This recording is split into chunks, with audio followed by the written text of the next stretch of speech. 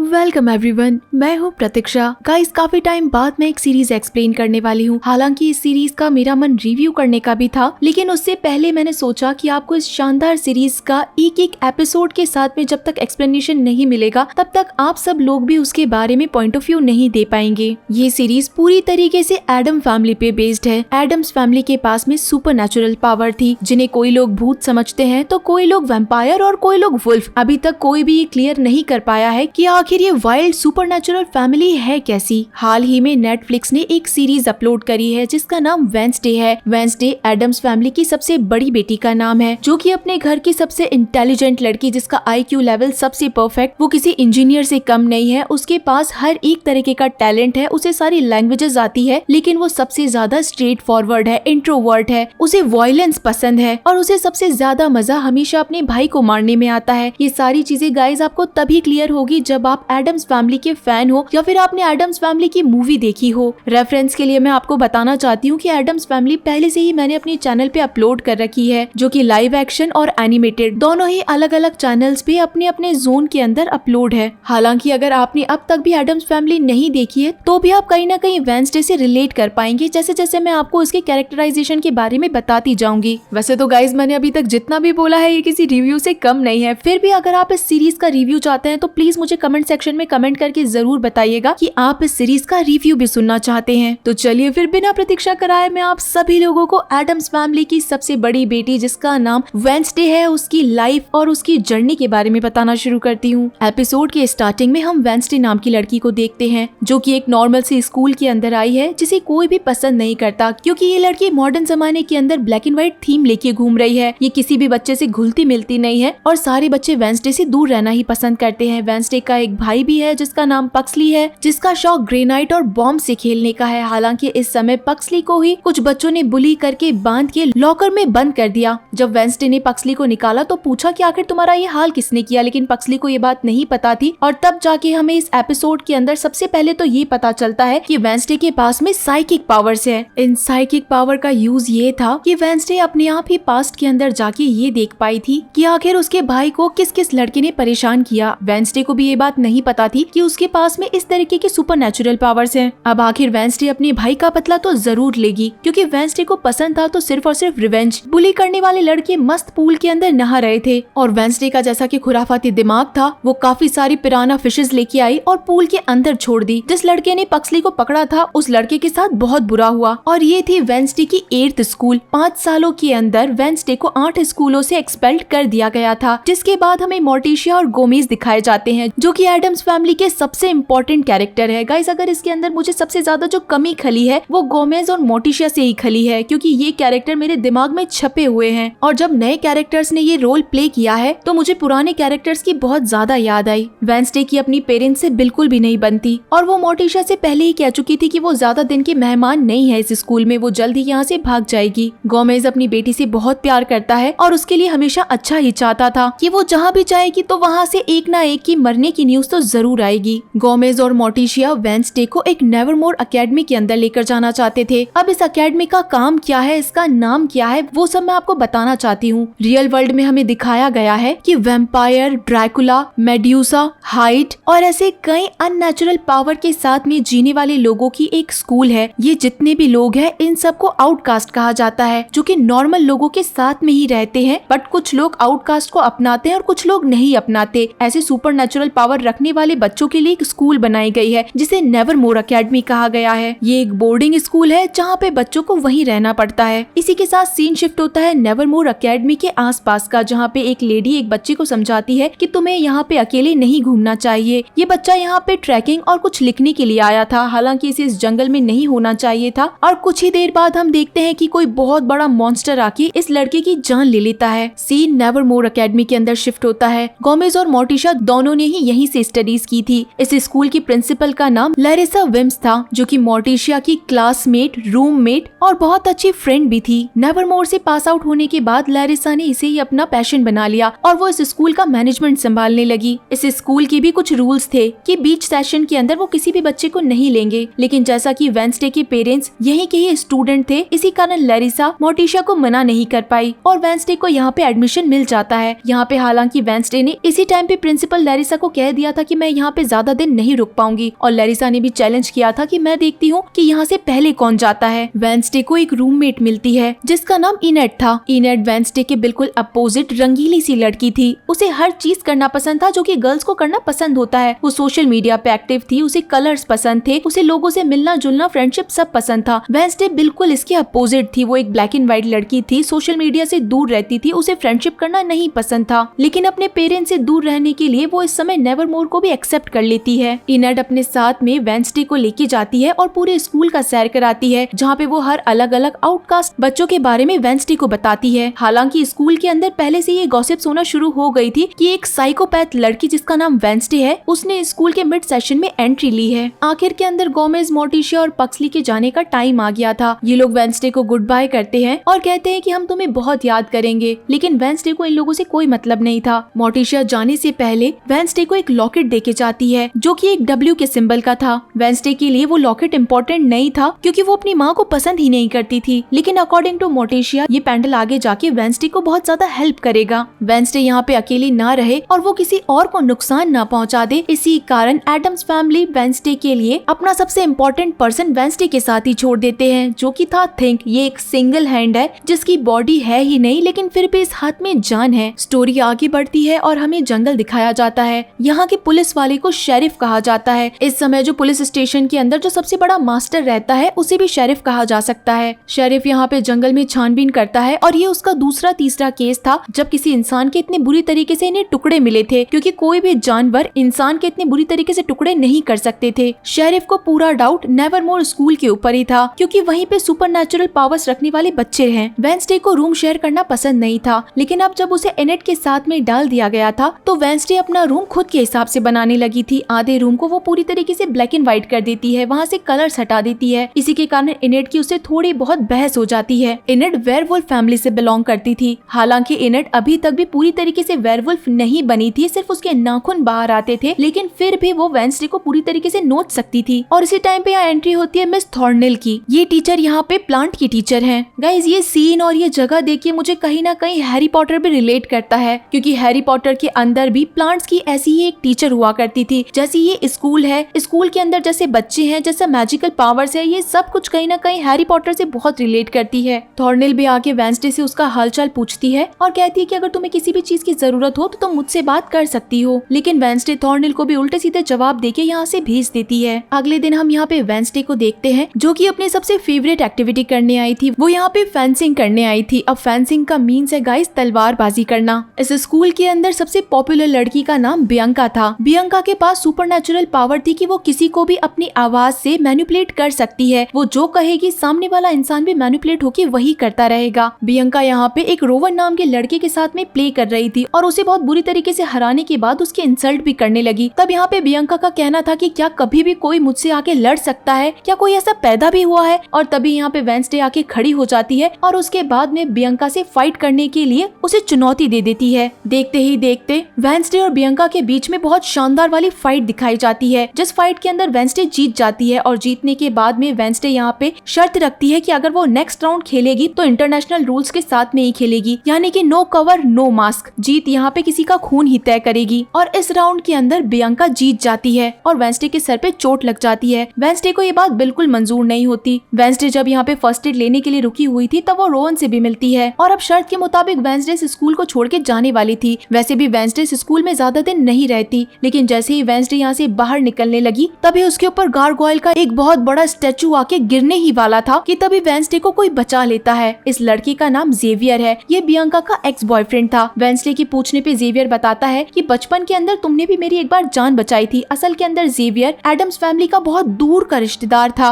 Xavier गलती से किसी कॉफिन के अंदर चला गया था और वो कॉफिन जलाने वाली मशीन में जाने वाला था। उसी टाइम पे वेंसडे ने उस कॉफिन को रुकवाया और जेवियर की जान बचाई थी। ये बात जेवियर को अभी तक याद थी और इसी के कारण उसने वेंसडे की आज जान बचाई, एक बड़ा सा स्टैचू गिरने के कारण। ना चाहते हुए भी वेंसडे को एक और दिन स्कूल में रहना पड़ता है और वेंसडे को उसी समय पता चल जाता है कि कोई ना कोई उसका पीछा जरूर कर रहा है। ये और कोई नहीं बल्कि थिंग था। वेंसडे ने थिंग को पकड़ लिया और साफ साफ बोला कि तुम्हें यहाँ पे मेरी रखवाली करने के लिए क्यों भेजा गया है। थिंग समझाने की कोशिश करता है कि तुम्हारे परिवार वाले तुमसे बहुत प्यार करते हैं, लेकिन वेंसडे ये बात नहीं समझती और थिंग से एक सौदा करती है, या तो तुम पूरे सेशन के अंदर इस ड्रॉर के अंदर बंद रहोगे या फिर तुम मेरे मेरे वफादार बनोगे। थिंक को वेंसडे की बात माननी पड़ती है और अब वो वेंसडे का वफादार बन जाता है, यानी कि वो एडम्स फैमिली तक वेंसडे की कोई बात नहीं पहुंचाएगा। अब जैसा कि वेंसडे लास्ट स्कूल से एक्सपेल हुई थी, इसी कारण उसे डॉक्टर्स और कोर्ट ने थेरेपी सेशन लेना कंपलसरी कर दिया था। प्रिंसिपल लैरिसा वेंसडे के ऊपर खास ख्याल रख रही थी, इसी कारण वो वेंसडे को अपने साथ ही लेके थेरेपी सेशन के अंदर गई थी। यहाँ पे हमें किम्बोर्ड नाम की थेरेपी टीचर दिखाई जाती है, जो कि वेंसडे से बात करने की कोशिश करती है, लेकिन वेंसडे अगले ही 2 मिनट यहाँ से उठने की और जाने की बात करती है। किम्बोर्ड बड़े पेशेंसली उससे आगे बात करती है, लेकिन वेंसडे कहती है कि वो यहाँ पे ज्यादा बात नहीं करना चाहती और वो अपनी लाइफ की बातें आखिर किम्बोर्ड को क्यों बताएगी। वो किम्बोर्ड को अपने पुराने किस्सों के कारण डराने लगती है और कुछ ही देर बाद कहती है कि उसे वॉशरूम यूज करना है। वॉशरूम जाना तो वेंसडे का बहाना था, क्योंकि वो अंदर जाते ही वॉशरूम का विंडो ओपन करके वहाँ से बाहर निकल जाती है। बाहर आने के बाद वेंसडे एक आदमी से टकराती है, जिसके बाद वेंसडे वापस से अपने पास्ट विजन्स के अंदर चली जाती है और अपने साइकिक पावर्स उसे आगे होने वाले एक्सीडेंट के बारे में भी पता चल जाता है। ये एक्सीडेंट था कि इस आदमी का आगे जाके एक्सीडेंट होगा और उसकी गर्दन टूट जाएगी, लेकिन वेंसडे को ये विजन्स झूठे लग रहे थे। वो इस समय एक शॉप में चली जाती है, जहाँ पे पहले तो वो कॉफी मांगती है। इस लड़के का नाम टाइलर था, जो कि यहीं पे काम किया करता था। टाइलर यहाँ पे अपनी कॉफी मशीन खराब होने के कारण बताता है कि वो ये काम नहीं कर पाएगा। तब वेंसडे टाइलर की कॉफी मशीन ठीक कर देती है और इसके बदले एक टैक्सी बुक करने के लिए कहती है। टाइलर कहता है कि ये जगह बहुत छोटी है, जहाँ पे कोई ऊपर ऑटो नहीं मिलेगा, मैं उसी तरफ जा रहा हूँ, अगर तुम चाहो तो मैं तुम्हें लिफ्ट दे सकता हूँ। तब वेंसडे उसे ज्यादा पैसे देके अभी के अभी चलने के लिए कहती है, लेकिन टाइलर कहता है कि मैं कोई रिश्वत नहीं लेता और अगर तुम्हें मेरे साथ चलना ही है तो तुम्हें थोड़ी देर के लिए वेट करना पड़ेगा। वेंसडे को ऐसे लोग पसंद होते हैं जो कभी रिश्वत नहीं लेते या फिर अपने प्रिंसिपल को फॉलो करते हैं। इसी कारण वेंसडे टाइलर का वेट करती है, क्योंकि वो उसे सही लड़का लग रहा था। दूसरी तरफ थेरेपी टीचर यहाँ प्रिंसिपल के पास पहुंचती है और कहती है कि वेंसडे यहाँ से गायब हो गई है। वेंसडे जब यहाँ पे टाइलर की शिफ्ट खत्म होने का वेट कर रही थी, तभी हम यहाँ पे 3 लड़कों को देखते हैं। अब ये 3 लड़के गाइस नॉर्मल लड़के हैं, यानी कि इन्हें नॉमी कहा जाता है। ये सारे बच्चे जिस स्कूल के अंदर पढ़ते थे, उस स्कूल का नाम पिलग्रिम वर्ल्ड था और ये आउटकास्ट के बच्चों से यानी कि नेवरमोर के बच्चों से बहुत ज्यादा नफरत करते थे। इस एक लड़के का नाम ल्यूकस था, जो कि मेयर का बेटा था और वो नेवरमोर के स्टूडेंट यानी कि वेंसडे को देखते ही उससे झगड़ा करने लग जाता है। लेकिन वेंसडे यहाँ पे कहाँ कम थी, उसे फाइट करना भी अच्छे से आता था और एक अकेली लड़की होने के बावजूद वो इन तीनों लड़कों को बहुत बुरी तरीके से मारती है। टाइलर जब आके देखता है तब उसे बिलीव ही नहीं होता कि वेंसडे ने ऐसा किया। इसी के साथ हम शेरिफ को देखते हैं और तब हमें पता चलता है कि टाइलर के फादर शेरिफ हैं। शेरिफ यहाँ पे वेंसडे को देखते ही पहचान जाते हैं उसकी पर्सनालिटी से कि वो एडम्स फैमिली से बिलोंग करती है। शेरिफ का एडम्स फैमिली से पहले भी एक बार पाला पड़ चुका है, ये हमें आगे आने वाले एपिसोड्स में पता चलेगा। यहाँ पे शेरिफ सिर्फ इतना ही कहता है कि तुम गोमेज की बेटी हो, जिसे इस समय तो जेल में होना चाहिए, जो कि अभी बाहर घूम रहा है। जैसा बाप है वैसी की वैसी बेटी है। और उसी टाइम पे यहाँ पे प्रिंसिपल लैरिसा आके वेंसडे को अपने साथ ले जाती है। वेंसडे यहाँ शेरिफ से कुछ पूछ पाती, इससे पहले लैरिसा उसे अपने साथ ले गई थी। इसी कारण वेंसडे लैरिसा से ही पूछती है कि वो मेरे फादर का नाम क्यों ले रहे थे और उन्होंने ऐसा क्यों बोला कि उन्हें जेल में होना चाहिए। ये बातें चल ही रही थी कि इतनी देर के अंदर लैरिसा को सामने एक एक्सीडेंट दिखाई देता है, जहाँ पे वेंसडे पहले ही बता देती है कि इस आदमी का एक्सीडेंट हुआ है, इसकी गर्दन टूटी है और ये मर गया है। ये सारी बातें बिल्कुल सच थी। वेंसडे स्कूल में आने के बाद वहाँ पे अपना चेलो प्ले करती है। वो चेलो इतना ज्यादा अच्छा था कि हर जगह से उसे कोई ना कोई सुनने लगा था। सबको ये चेलो म्यूजिक बहुत ज्यादा पसंद आने लगी थी। इसी के साथ हम रोवन को देखते हैं, जो कि एक बुक के अंदर से हाफ पेज को फाड़ लेता है। साथ ही साथ टाइलर को देखते हैं, जो कि गोमेज एडम्स की एक फाइल निकाल लेता है। थॉर्नेल भी यहाँ पे कुछ ऐसे प्लांट्स को फीड कर रही थी जो कि वाइल्ड प्लांट्स थे और इंसेक्ट्स खाते थे। चेलो खत्म होने के साथ में ही यहाँ पे इनेट पहुँच जाती है, जो कि वेंसडे से बातें करने लगती है। लेकिन वेंसडे का कहना था कि आज तो फुल मून है, इस समय तो तुम्हें वेयरवुल्फ बन जाना चाहिए। लेकिन इनेट बोलती है कि मैं अभी तक वेयरवुल्फ नहीं बनी हूँ और मेरी माँ कहती है कि शायद मैं ऐसी बनूंगी भी नहीं और मैं ऐसी की ऐसी रह जाऊंगी। अभी तक सिर्फ मेरे नेल्स निकले हैं और मुझे नहीं पता कि मैं सारे लोगों के बीच में मिक्स हो पाऊंगी भी या नहीं हो पाऊंगी। तभी इनेट यहाँ पे रोने लगती है और वेंसडे को रोना कभी समझ ही नहीं आता कि आखिर रोना क्या होता है, क्योंकि वेंसडे के पास में ना तो कोई फीलिंग्स है, ना कोई फ्रेंड्स है और ना ही उसे कोई हर्ट कर सकता है। तब यहाँ पे इनेट कहती है कि आखिर तुम रोई कब थी आखिरी बार। तब यहाँ पे हमें वेंसडे की एक स्टोरी बताई जाती है। वेंसडे इनेट से कहती है कि मैं जब 5 साल की थी तब मेरे पास एक पेट हुआ करता था। सबको लगता था कि कोई भी एक स्कॉर्पियो नहीं पाल सकता है, लेकिन मैं उसे पालती थी। वो मेरा सबसे अच्छा दोस्त था। लेकिन कुछ लड़कों ने मुझे उस समय पकड़ के मेरे पेट को बुरी तरीके से कुचल दिया